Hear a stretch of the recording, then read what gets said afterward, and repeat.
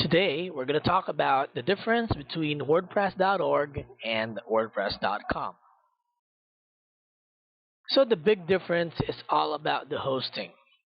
Because with WordPress.org, you need to have a hosting account and a registered domain name. So, the version that you get from WordPress.org is the self installed version, in which you need to install it to your own website or your hosting account. Whereas in WordPress.com, you don't need to purchase a domain name, you don't need to buy a hosting account. All you need to do is go to WordPress.com, sign up, and you're good to go from there. Well, of course, there would be pros and cons with using WordPress.org and WordPress.com. The advantages of using WordPress.com is, well, you don't need to get your own hosting account.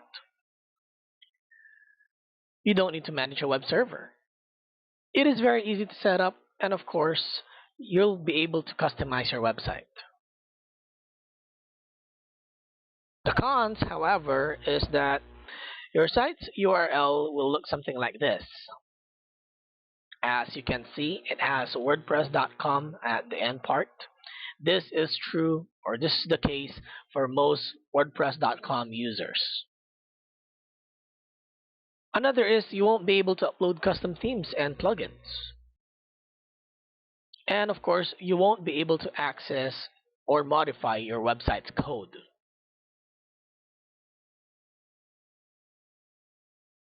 WordPress does offer a workaround for this.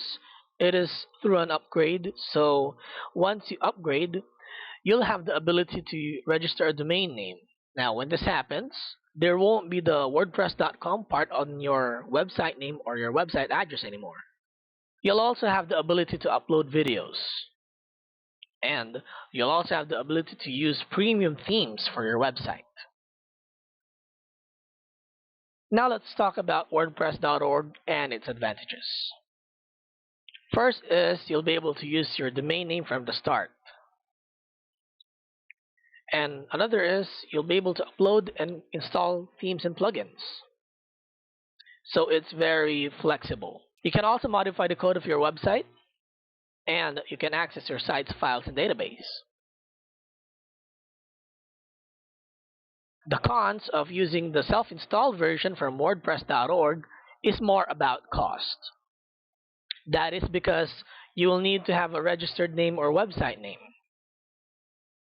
You'll need to have a hosting account, so of course you'll need to purchase your own hosting service from any provider that you like or that you choose. And again, please note that registering a domain name or website name and getting a hosting service entails cost.